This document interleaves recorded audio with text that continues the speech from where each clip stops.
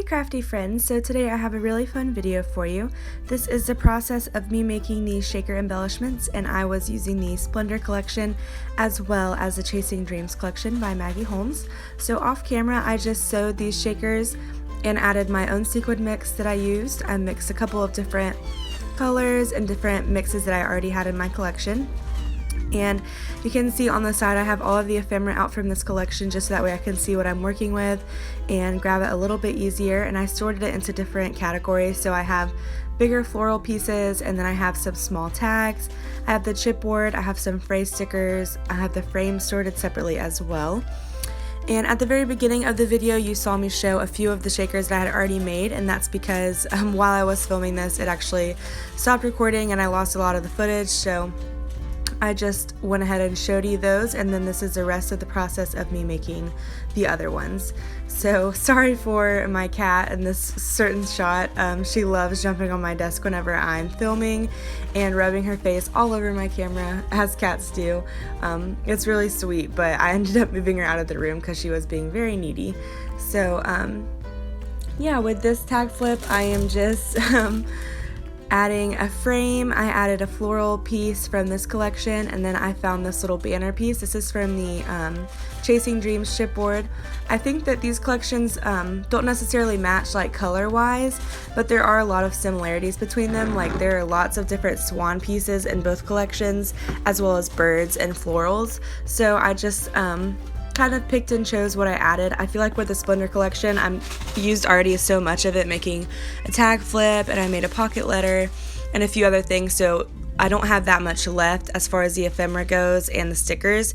So I was really struggling to make these embellishments, so I had to pull from a couple of other different collections and just from my stash in general, some other things that I have. So yeah, that one was completely finished. I just added a lot of dimension with the foam dots, and now I'm starting this next one. And I don't know if you noticed this, but I actually messed up whenever I was sewing these, and I forgot to add the sequins before I sewed this one shut.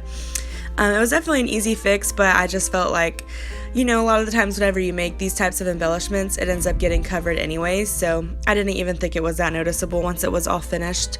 You can't really tell that there's no sequins in it because there's so much different embellishments on there. So for this one I am just adding these floral stickers from the collection, and I layered up a couple different ones. I was trying to use colors that were different from the blue. I have a lot of florals left that are blue, but I didn't want to add a bunch on there just because it was kind of blending in with the background. So after I put down the florals, I just went to the chipboard sheet from Maggie Holmes and was trying to find a couple different pieces that I could use. I found these little, I guess they're just kind of filler pieces. I have the heart, the little plus sign, and then this gold heart too.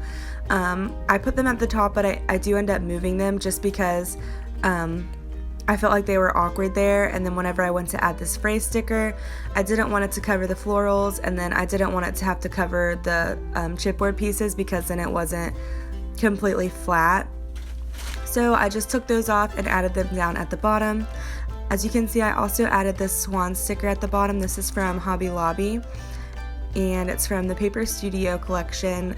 They have like a lot of different stickers, so I always wait till there's a sale and I buy a bunch of the swan stickers.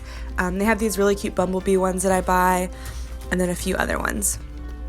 But yeah, moving on to this next shaker, I found this chipboard piece and I really liked the way that it looked. So first I tried it on the darker pieces, but I didn't feel like it was standing out enough, so then I just grabbed the screen shaker and I thought that the colors blended and matched well with that one. So I'm just adding a frame behind it to help it stand out, and then I'm also just taking some of my sewing thread and I'm adding that behind this chipboard piece. And it was really complicated to do this. I wish there was like a tutorial or something like on YouTube to where it was a walkthrough process of how to do this and make it look cute, because I see so many people on Instagram and Pinterest, they're always layering this stuff behind like rosettes and different embellishments, and it looks so easy to do, but whenever I try to do it, it's just kind of like a huge clump and it doesn't really work out. So I'm still mastering that. Hopefully I'll learn that soon because I definitely need to. I think it adds such a pretty touch and really ties in the gold. But yeah, so moving on to this next one, I was kind of dreading these last couple of embellishments just because they're such dark colors. I really struggle using navies, blacks, and dark greens just because most of the stuff in this collection and most of the collections that I use in general are lighter, like light blues, light pinks, and sometimes it's just hard to make everything match and go together.